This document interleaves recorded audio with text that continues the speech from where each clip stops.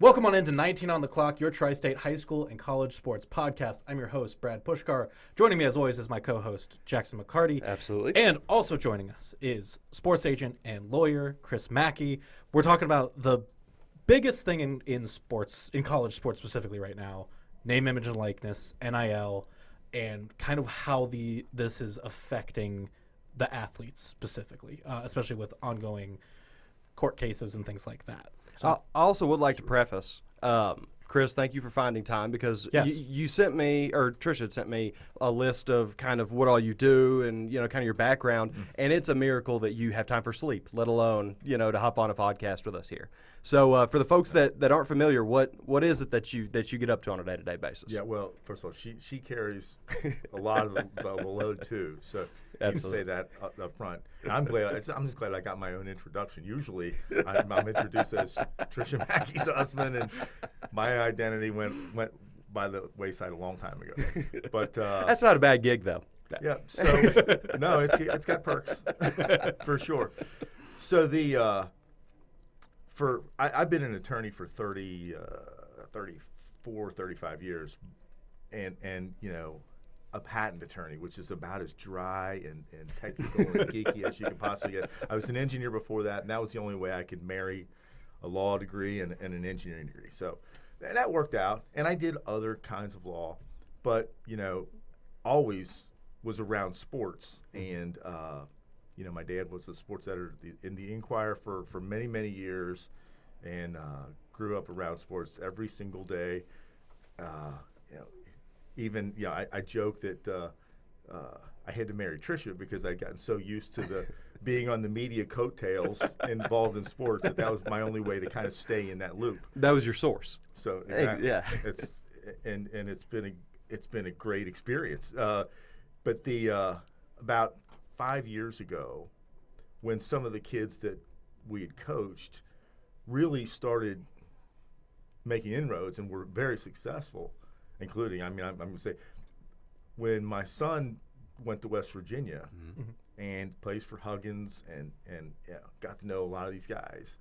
And even before that, he played with Jackson Hayes, some AAU, some other kids, Dante Allen, who was Mr. Basketball in Kentucky. When I got to know those guys, I thought, there might be an opportunity here to represent them. And I've represented now a number of them on some issues, not as their agent. But about that point, I thought, there might be a good career move that would satisfy my desire to be around sports and still be a practicing attorney. So I took and passed the exam to be an NBA agent and then an NFL agent, still trying to build those clientele bases. But in the meantime, you have this transformative event in college sports where you've gone from, in 2021 was the Alston decision, which is a very important decision. That's when the Supreme Court basically said, you have to pay college athletes. Very emphatically, they said any other college student would be allowed to make NIL money. It's ridiculous that you've got this unreasonable and unexplained prohibition of college athletes making NIL money. Yeah, when they've really got a lot of value there. Well, and I think prohibition's the right word for it because, we've seen, there was a kicker for UCF, I believe, that had a YouTube channel and was making money off the side of that. His career ended because of that. The NCAA was not having it. And like you said, now there's this big wave of change that's hit the sport. So yeah, there's been even more litigation, but to go back to the history of that, where all that started, and the first time I kind of became aware of that, I've heard him talk about this on I think a 30 for 30 special, but Chris Webber talks about how he and the Fab Five didn't get paid anything when they were at Michigan, even though they changed what uniforms looked like. Very famous. There's a great 30 for 30 about that. Absolutely.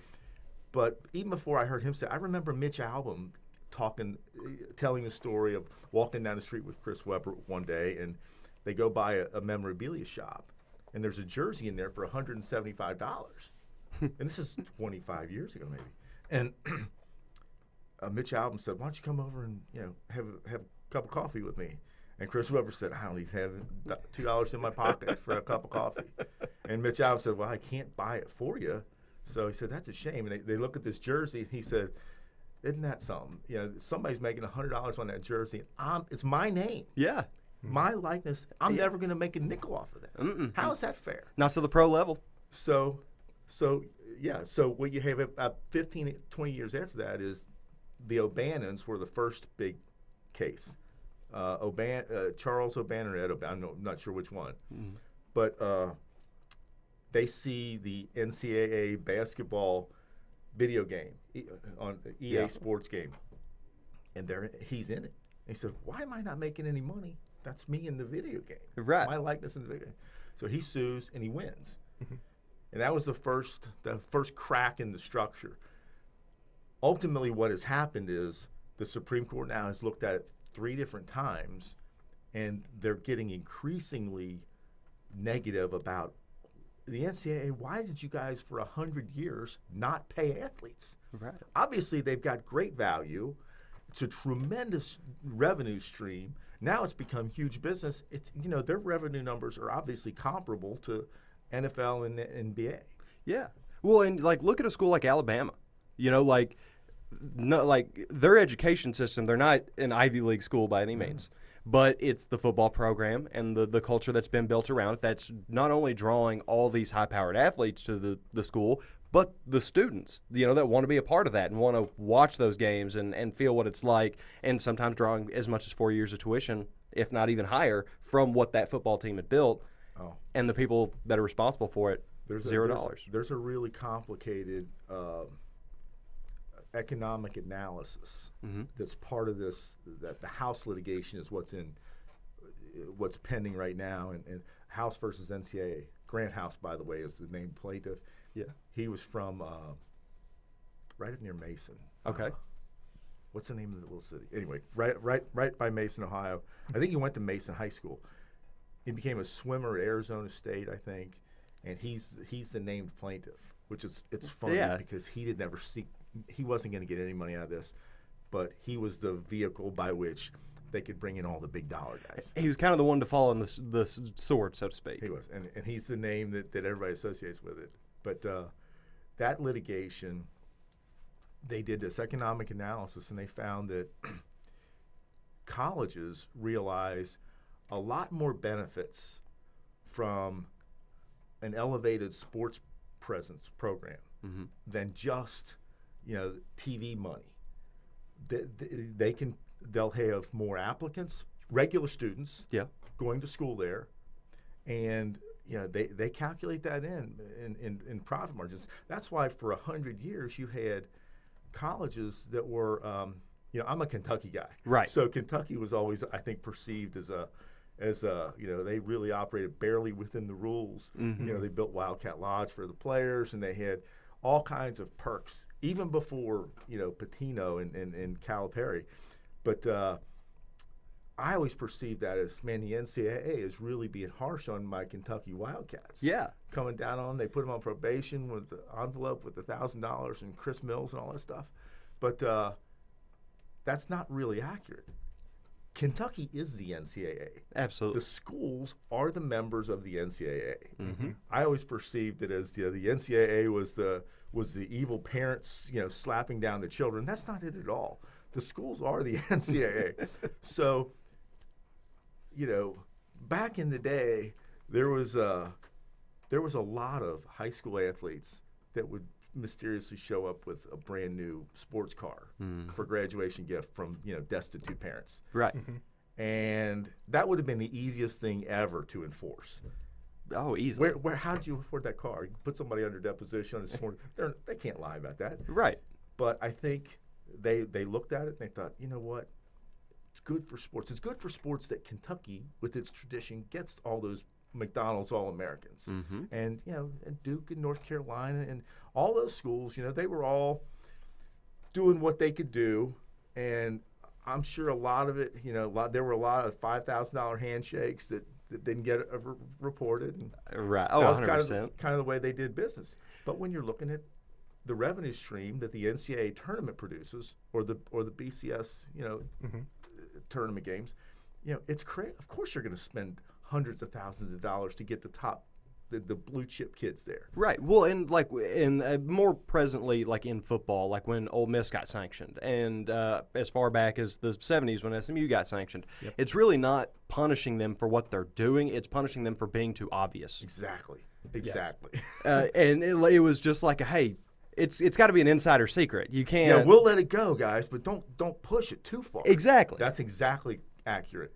So it shouldn't come as a surprise to anybody that now that the Supreme Court, enough people pushed it far enough, and the Supreme Court looked at it, and I love that. In fact, I printed it out, but I loved what Brett Kavanaugh, when he was, Brett Kavanaugh, who was the really controversial Supreme Court pick, but when he wrote a scathing concurring opinion in the Alston case. Yes. And he says things like, the NCAA is not above the law, and the NCAA had defended not paying athletes because, we want to be pure and we want to maintain amateurism. I was just say amateurism was always the biggest argument. So what does that mean? Exactly. When you had NBA players start playing in the Olympics, that argument completely went out the window. Oh, absolutely. What's the value of amateurism? Why are they amateurs? Well, was it Leitner on the Olympics team before he ever officially played an NBA game? He was, but I think that was after his senior year. But before that, I think it was just the Olympics before that. Maybe it was 2 Olympics before that. But you still had college guys playing. You had Jordan playing as a college player, right? And Steve Alford. Steve Alford was Bobby Knight's pet and Bobby Knight coach, so he took Steve Alford, kind of made him a star. But so they relied on amateurism, and Brett Kavanaugh said, this is ridiculous. You shouldn't. There's no sense to why you're saying they're amateurs because it preserves sport. He said all of the restaurants in a region cannot come together to cut cooks' wages on the theory that customers prefer to eat food from low-paid cooks. Law firms can't conspire to cabin lawyers' salaries in the name of providing legal services out of a love of the law. Hospitals cannot agree to cap nurses' income to create a purer form of helping the sick. News organizations cannot join forces to curtail pay to reporters to preserve a tradition of public-minded journalism. All this is bogus. He said, in any other business in the world, this wouldn't fly. Yeah, it'd be called cheap. It wouldn't be called amateurism. It'd be called cheap. Yeah, there are other words that it's like slave labor. Mm-hmm. You've got these guys who are willing to work for free, basically, on the hope that they're going to get to the professional level. Right. But that's not fair because you're making millions, billions off of them, and you're paying the heads of conferences, $4 million a year. The top 20 coaches are probably all 4.5 million a year. Right. Oh no, they're in the tens and now, at least. Yeah. So I was about to say Cal got a lot of money whenever he went to Arkansas. Yeah. He was like up $8-9 million a year for whatever. Right. Yeah. But nobody's going to watch him coach a game. No. They're going to watch, when he came to Kentucky, he brought John Wall with him. Exactly. And all those number one picks over the years, that's who the people are paying to play. Yeah. So finally the Supreme Court said, this is ridiculous. Those guys have immense value, and you're not paying them anything. The exact theory of the law is that it's an antitrust violation. And, what that means is you can't have a monopoly where college sports has a monopoly on athletes fresh out of high school before they get to the pro game. Mm-hmm. There is nothing competitive to them. So you guys can't take advantage of that and pay people nothing when their services are valued in the millions. Right. So that's when this Alston decision comes down, and they say, so you got to start paying them NIL, which I think is a joke in and of itself, and that's kind of where I've gotten involved in this. So NIL, they said, and everybody's familiar with the term NIL. Right. Name, image, likeness. You're allowed to get paid for NIL. They're not getting paid for their NIL. No. They're getting paid to perform on the court. Mm-hmm. There are some. Livy Dunn. Yes. I was going to say. The Cavender twins. It's especially the sports that, especially women's sports, I think, but also the sports that just aren't your football, basketball. Exactly. Where I see a lot of women's volleyball players. That's one of the sports that that's how I broke into sports journalism, was covering the Purdue women's team. And I've seen a lot of players get, just energy drink sponsorships where it's like that's just helping them, that's helping pay for books and, get through the year. Sure. Rather than only depending on what scholarships they're able to get, things like that. Yeah, it's really an interesting thing, and you saw this the other night with the WNBA draft. Mm-hmm. I don't know if you guys were impressed by this, but I didn't even recognize Paige Beckers and Haley Van Lith. Yeah, they're all done up and I thought, man, it's amazing how they clean up. Yeah. When a couple of years ago, my daughter was playing EYBL basketball. Mm-hmm. And we're talking to a couple of these coaches and big Division I coaches, and they wouldn't go on the record. They'd never go on the record and say this, but they said, in this day and age, we still recruit great players. He said, but if it's a great player that's really attractive, mm-hmm. they have an increased chance because in the age of NIL. And ticket sales and media coverage, they're going to get more media coverage. Right. Mm-hmm. Regardless of how you feel on the issue, like look at Haley Van Lith. She didn't have just like the greatest year at LSU before she transferred to TCU, but all of that attention was going towards her because certain people on the internet do find her attractive. Sure. And that drives those sales and that interest just because, that's what people are clicking on. Mm-hmm. Yeah. And the Cavanagh twins are the better example. Yes. The Cavanagh twins are the equivalent to, I shouldn't say they're a little bit better, but Paige, who's the golfer? Spearneck. There you go. Yep. Yeah. Yeah. Who's she probably has more of a following than any LPGA golfer. Yeah. Right. But it's got nothing to do with her skills. Exactly. She's just figured out how to market. Exactly. So into this void where you've got NIL money is now allowed. The court has said, and they've gotten increasingly negative toward colleges, saying, "Look, you guys can't pay them.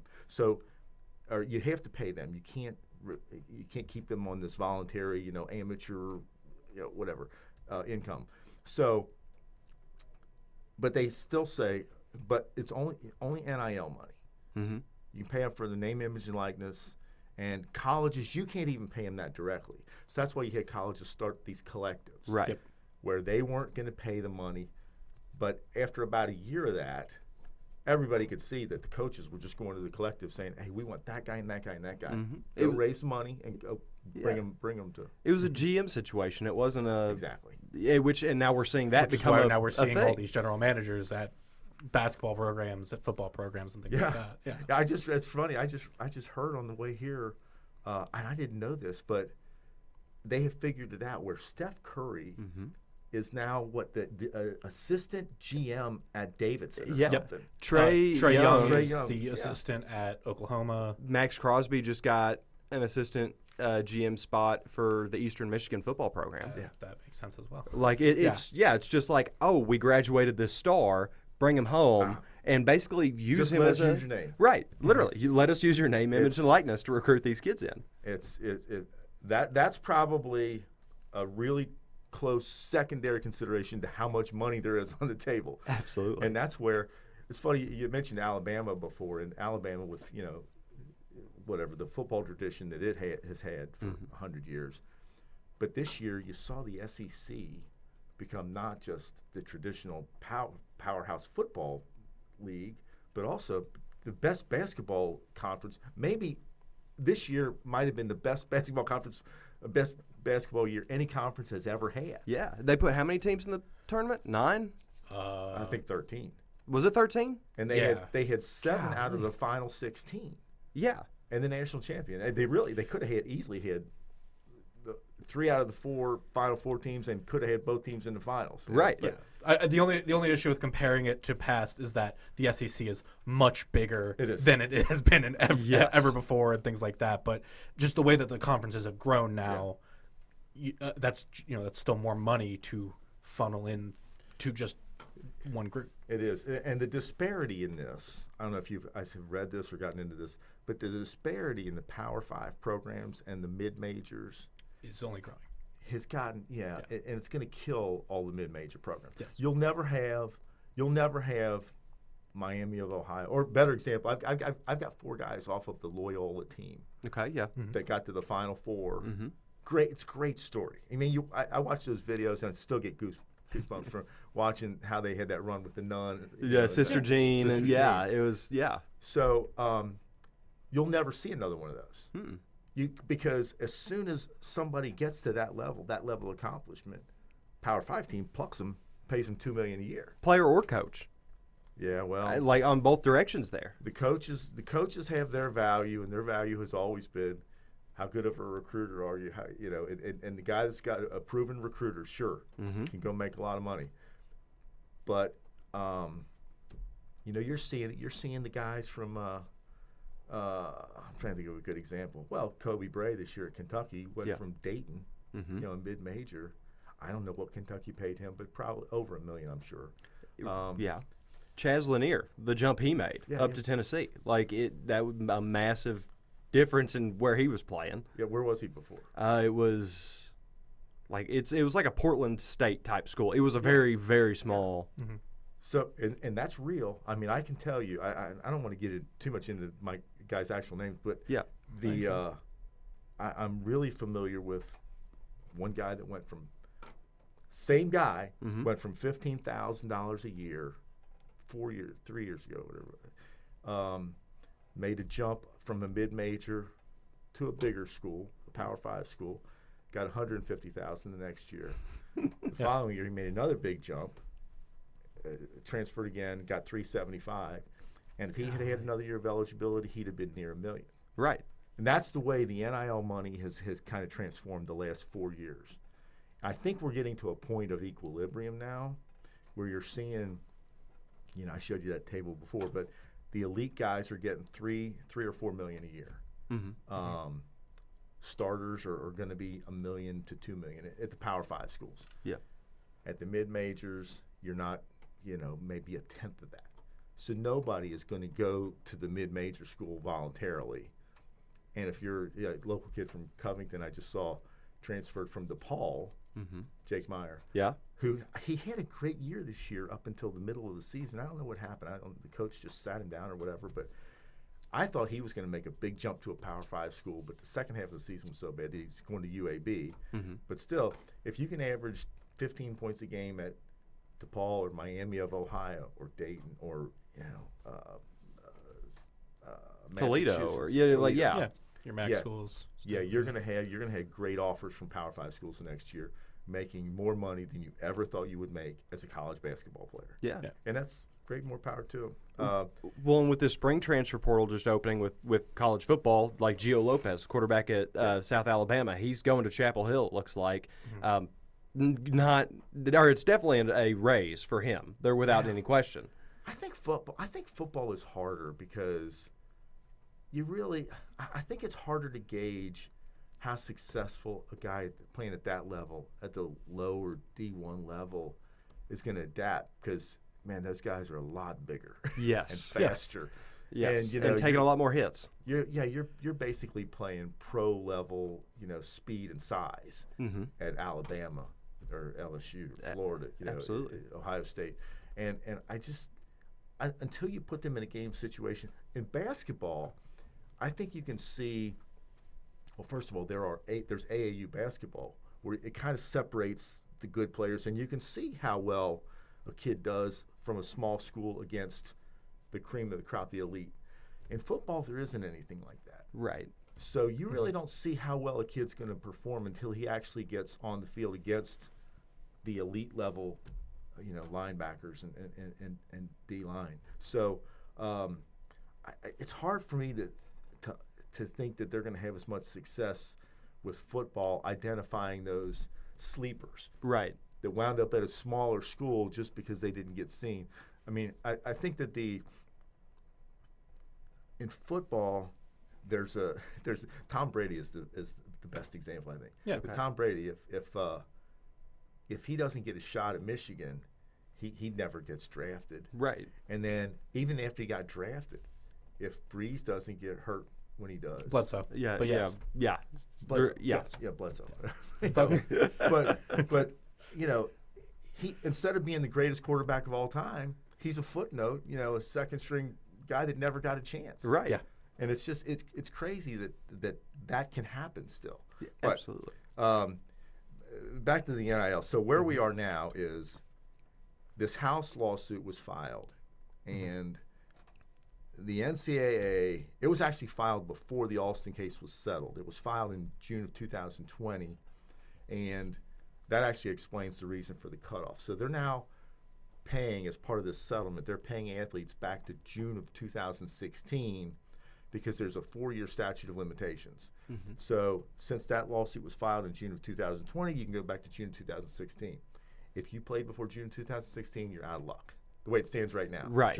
They're trying to manipulate around that. Terrell Pryor from Ohio State's filed his own lawsuit. He's passed the deadline. We'll see if that goes anywhere or not. But for the most part, the House case is just 2016 on. Okay. And I got some guys that straddled the line that had 2 years before and 2 years after. They're only going to get paid 2 years of it. Right. But the House case was filed before the Alston case was settled. The Alston case, I am told, the way that went down with from the people at the higher levels of West Virginia, that the NCAA kept telling all their member schools, look, there's no way we're going to lose. They're not going to make us start paying athletes. That will destroy college sports. We're not going to lose. Right. And they were getting those updates monthly from the NCAA, and then, boom, they lose. Yeah, and then all of a sudden the floodgates are open and nobody has a raft. And exactly. and they're all scrambling. What does this mean? What does NIL mean? Right. And they put these restrictions in place. The NCAA put restrictions in place and said, okay, so we have to allow NIL, but colleges, you can't be directly involved. That's got to be a collective. It's got to be a third party. And that didn't work because, where do you draw the lines and who can communicate with who? Right. So now it's a mess. Now you've got this other litigation that's pending, the House litigation, and they know they're going to lose. Yeah. Because you just lost the one. And the House litigation doesn't even go as far as I'm going, which I'll get to in a second. But the House litigation says, well, we should be paying back pay to all those people, all the athletes since 2016, 4 years before we filed a lawsuit. So they make it a class action where all 400,000 people that played a Division I sport between 2016 and 2024 become plaintiffs in this lawsuit. They've all got a claim for money. A third string, not even a basketball player, but somebody on the water polo team. Water polo team at some mid-level Division I school. They're not going to get a lot of money. Yeah. But they have this calculated algorithm for figuring out who's going to get paid what. And for the most part, they took the $2.6 billion and they carved it up. And they carved it up so that the Power 5 football got 75% of that money. Okay. Power 5 basketball got 15% of the money. Okay. Power 5 women's basketball got 5%. And the other 5% went to everybody else. God, 75% for the football. For Power 5 football. Ugh. Because you had the Big Ten and the SEC driving it. Right. Driving the ship. Right. And that's where their money is. Absolutely. So out of that money, when you calculate it out and you divide it amongst all the guys who played football, which I think is a joke that, the 50th guy on the team who's on scholarship but never played it down his whole career of 4 years is going to get basically the same as money as an All-American quarterback that is Joe at Tulane, Burrow. right? You're just random wherever, and it's like that doesn't seem equitable. Right? No. So that's how they're going to carve the money. So they're going to take this $2.6 billion, spread it out like that. Power 5 football players are going to get the most as a class, but because there's a lot more football players than there are basketball players actually wind up getting more. And the average in this calculation was an average Power 5 basketball player was going to get between $200,000 and $250,000 for the 4 years that they played. Football player was going to get $150,000 to $180,000. Okay. And then down from that, women's basketball was next. They were maybe $20,000 a player. But a huge jump off from just between those two and then everything else. Oh yeah, and then it's even farther down. Baseball was next. Men's college baseball was next. But the real money is concentrated in the top. So But again, this is all couched as paying you for your past NIL, the NIL that you would have made. And as I said before, that's fake. It's not. You're not paying them NIL money. You're paying, you're paying Zion Williamson because he got you to the. Well, he was the number one recruit, in the country, and he got you to the. How far did they get? The Final Four. It was the 8 or the 4. It was right in that cusp. But he got you that far. So who put them out? Taco Fall and UCF, right? Was it really? I think so. It might have been. Yeah, I'll check. I'll look it up real quick. If I have that right, that's the most impressed I've been with myself this That's episode. good. I don't remember that. I paid more attention to college basketball than I do football. But guys like that, you're not paying him because he's an attractive guy to put on a poster or on a billboard.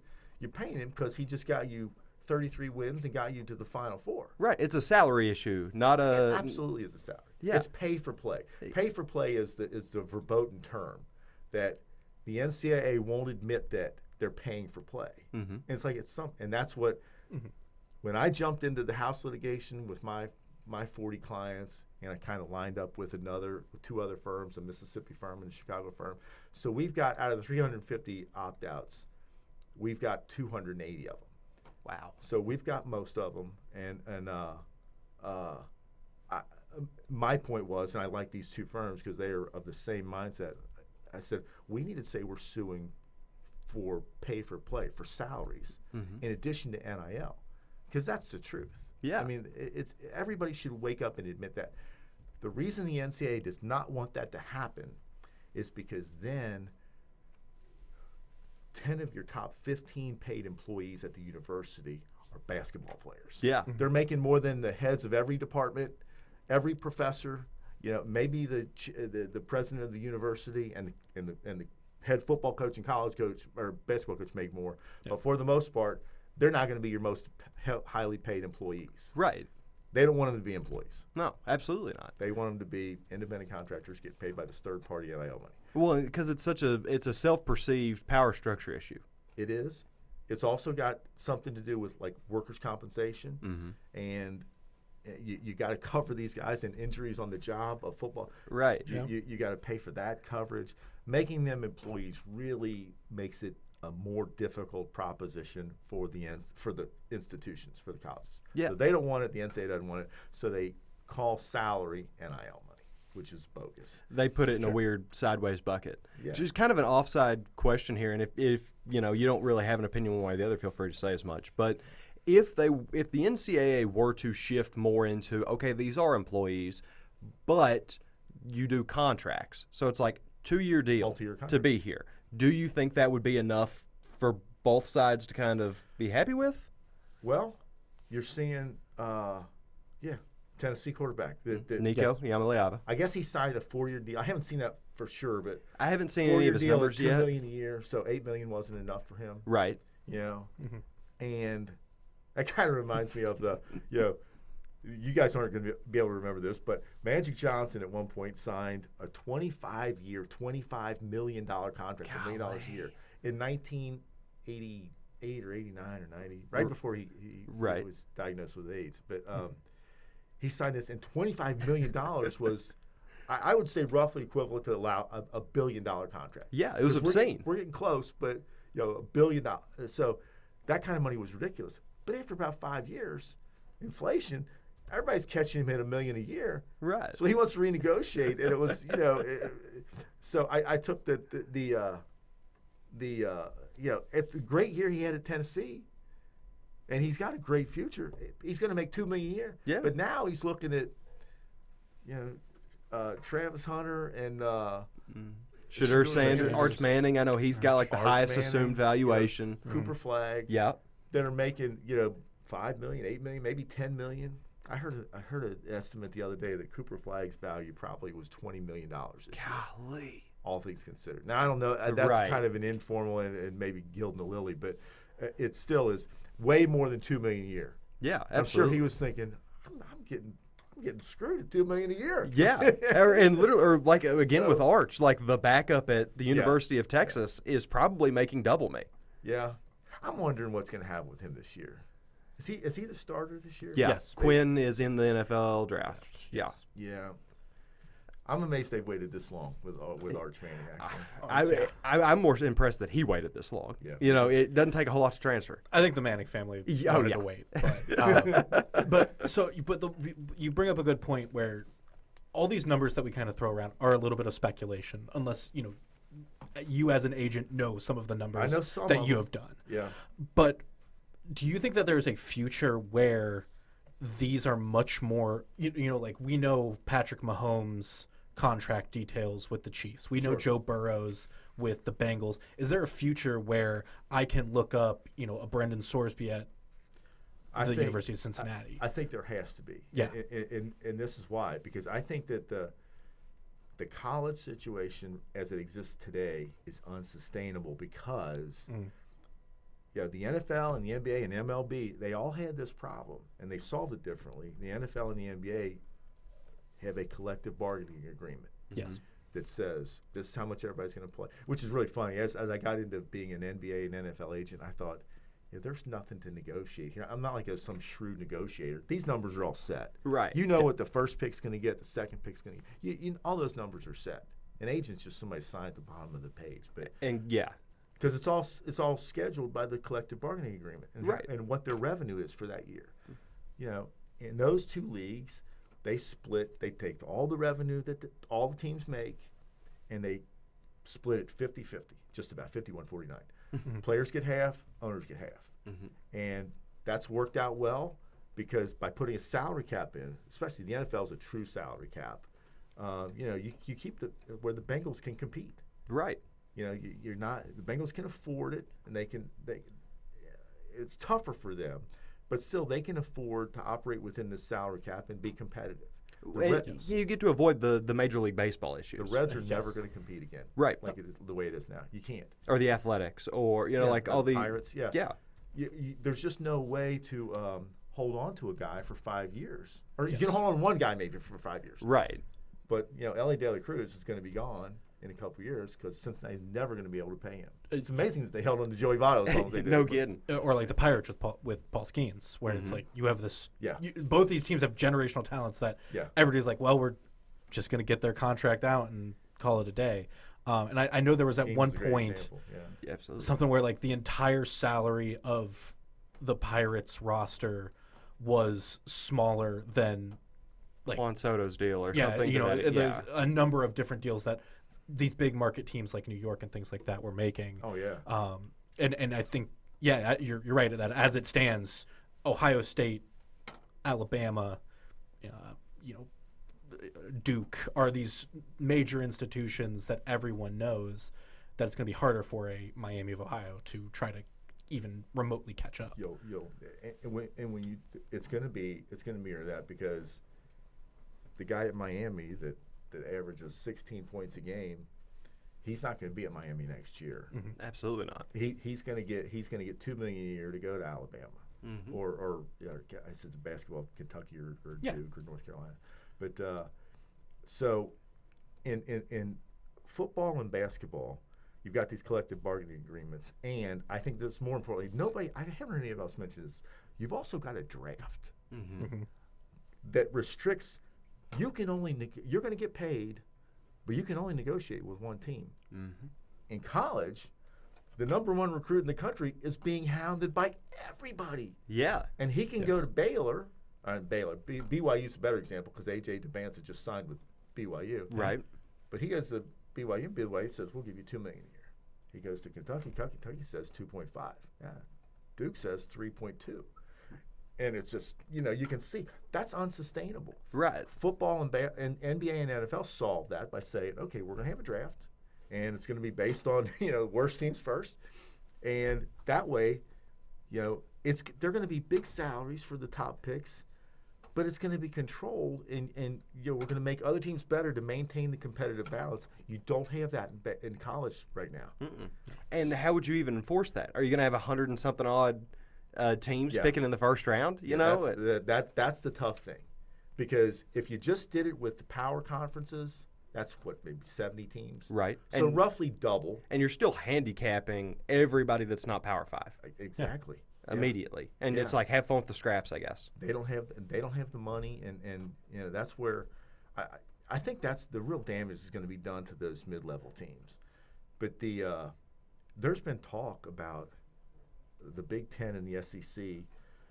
If this whole thing were to go south, and that's what I thought was going to happen with this class action, the House class action, where you have 400,000 athletes, if that had gone south and the colleges were going to have to cough up hundreds of millions per school to pay off all these things, there was a lot of talk that the Big Ten and the SEC were just going to say, okay, we're going to form our own league, 35 teams, and we're not going to be in the NCAA anymore. Right. We'll be loosely affiliated with the college, but we're basically going to be a professional league, and pay guys. And you could facilitate a draft at that point. You could. And if you did it, but I think they have to figure out some way to do that where you don't have every team pursuing every player. It's just unmanageable, and the numbers skyrocket. I mean, you can see what it's doing to, like the professional sports already. As soon as the guy becomes eligible for, to be a free agent, you get Shohei Ohtani money. Yeah, absolutely. And that's unsustainable. So that's the bigger problem than the salary cap, I think, for college sports. And there's talk that there's legislation in Congress, and they're trying to figure out a way to solve that problem. But I don't know what the solution is going to be. In the meantime, so this House case, there was a hearing last week on it, and the judge is going to approve this settlement, it looks like, where beginning this summer, colleges can pay players directly. Yep. Yes. They're not going to be employees. They're still going to be calling it some kind of NIL money. They're not making them employees, but they're going to be allowed to pay them directly. And they're putting a cap on that of 22% of revenue for your conference, average per school, or what applies to most schools is like 21.5 or 22 million. Mm-hmm. So Ohio State's going to be allowed to spend 22 million on their athletes next year. Most of the time, that's being split about 75-25, with a little bit of scraps for the other sports. But most of the time, 75% football, 25% basketball, which means basketball is going to get about $4 million a year. Mm-hmm. Average that out for 13 guys, $300,000 a year. That's going to be the Power 5 average for a Power 5 basketball player across the board. I will say the salary cap stuff, that is the kind of the one saving grace, I think, for a lot of these small schools. Like, think about Xavier. Mm-hmm. Every dime, pretty much, that they'll make and contribute in will get to go to basketball, and kind of still keeps them in that fighting realm, if you will. That's true. The school has, that doesn't, that's true. It's really funny. In this settlement, you got the Power 5 schools who are going to profit. Their players are going to profit big time. But the non-Power 5 schools aren't going to get anything. Right. And including in the non-Power 5 schools are the Big East schools. Yeah. Yeah. UConn, Villanova. You think about that. How many NCAA tournaments have they won the last 15 years? Right. And you're offering those guys, when I said before the Power 5 guys were getting offered $150,000, $200,000, mm-hmm. These guys, that are, the guys from Villanova are the best example. Jared Brunson, and mm-hmm. All those guys that won whatever they won at Villanova, they got offered like $15,000, $12,000. Right. Which now, granted, does Josh Hart need $100 and something odd $1,000? Probably not. Not a question. But the teammates that were with him that didn't go to the NBA, they could sure use a little bit more than that. Yeah. That's an interesting dynamic, because when I started getting into this, and I'm talking to some guys that are in the NBA. And I'm saying, hey, guys, you could get a lot of money. And they're kind of like, well, I'm making $4 million a year. Right. What do I care about $400,000? And they didn't want to do it because they thought it might put a black mark on it. So out of this 350 that opted out, the only two that I can remember seeing for sure were Jason Tatum and Tyler Hero. Mm-hmm. Were the only two, really big name NBA guys. There are some others, but for the most part, the big stars don't need the money, didn't want the aggravation, I don't think, so they didn't opt out. They just didn't care about that. But the ultimate outcome is going to really hit people in the face this summer when you see them. As I said before, $300,000 per athlete for basketball players. Football's a little less. I think it's like $220 or $200 or something.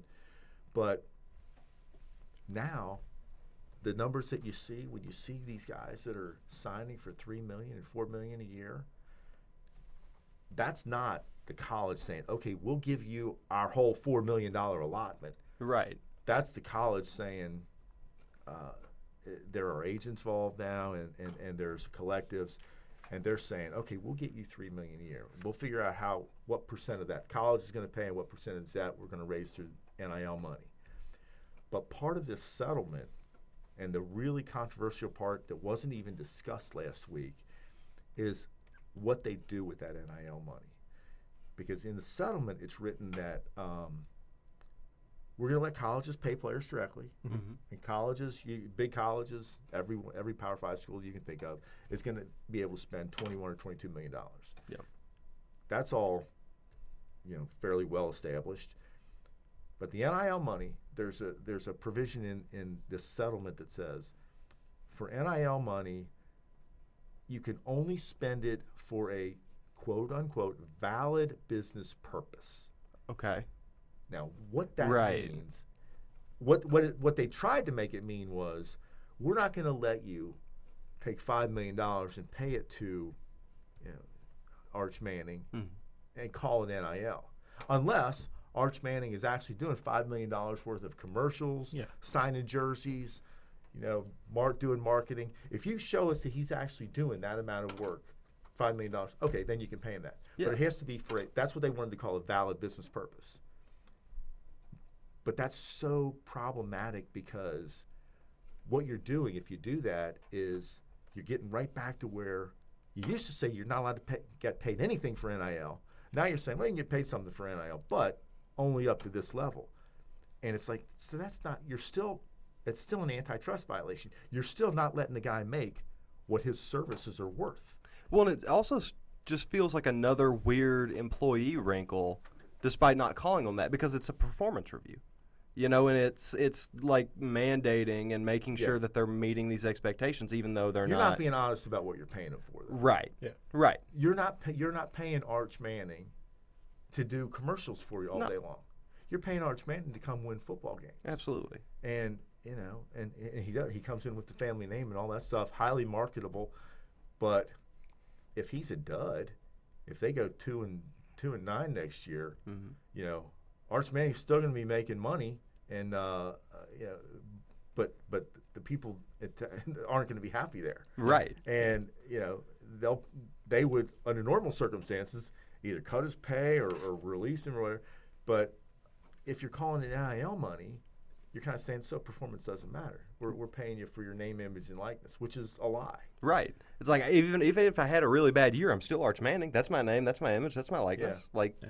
That's where we go back to what you said before about the women's athletes. Yeah. They are getting paid for NIL. Yeah. Actually, Olivia Dunn doesn't have to win. That doesn't have to win the gold medal at our national championships.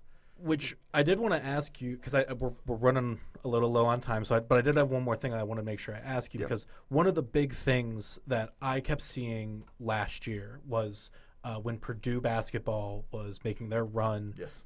And you had Zach Edey, who was recognizable anywhere, especially because you could see him over any single person in the world. He was not making any money on NIL deals because he is an international student. He's from Canada. Oh, that's a good point.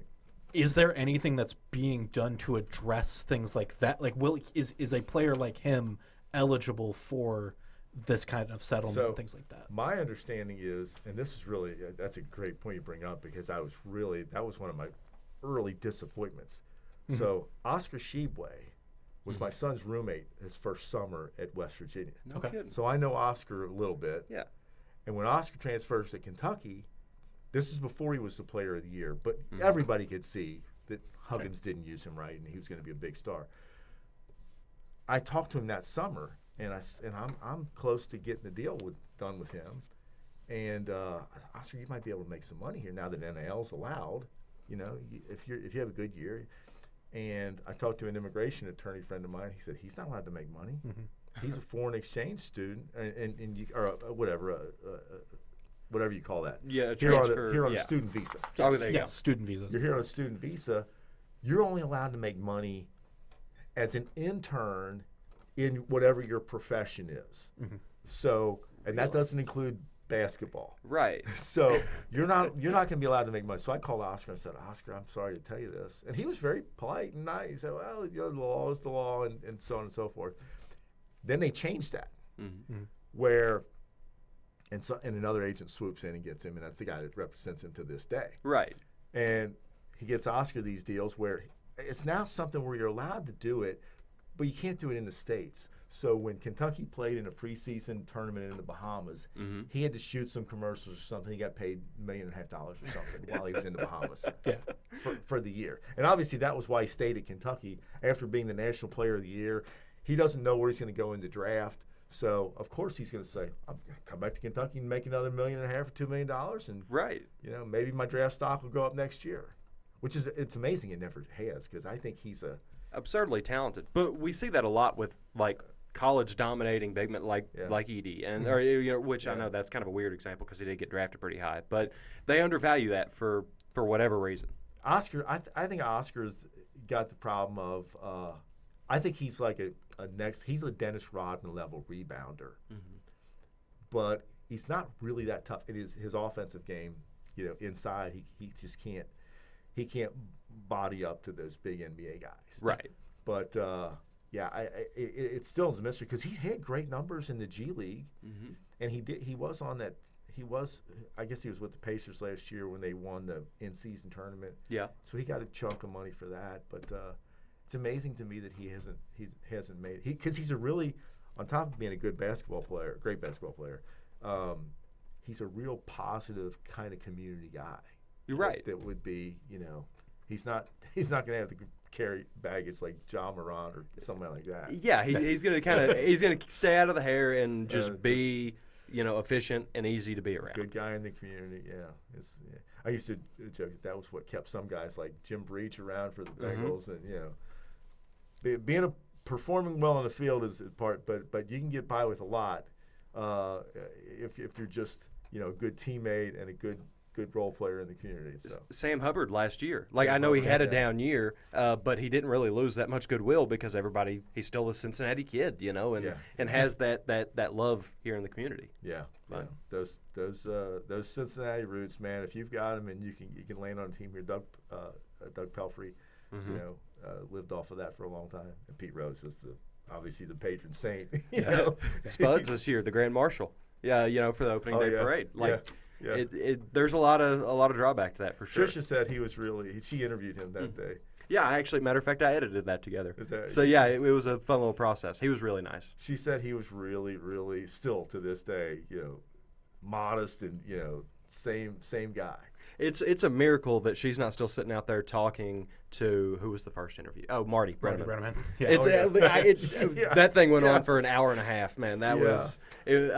But no, it's just one of those things, man. That if the community loves you, it makes all that money worth it. And but no, we appreciate you coming on. Obviously, still a lot of things going on with this, so we'll hopefully be checking back in with you. So we probably within the next week or two, the judge is going to rule on that. Yeah. Okay. And when she does, that's going to be the headline story on ESPN, because that's going to, for the first time, say, okay, colleges, you can pay players directly now. Yeah. So you're going to have colleges beginning to negotiate contracts with players. Right now that's kind of like still done in a dark alley between an agent and the collective. No bagmen anymore. He's on the phone with the coach. Exactly. And the AD. They're not there, but they're there in spirit. Exactly. So, there are a couple guys that are kind of in my world that are doing that, and it's amazing. One guy yesterday said, "So Mississippi's told me they got a $1.5 million, and they got to get a big man."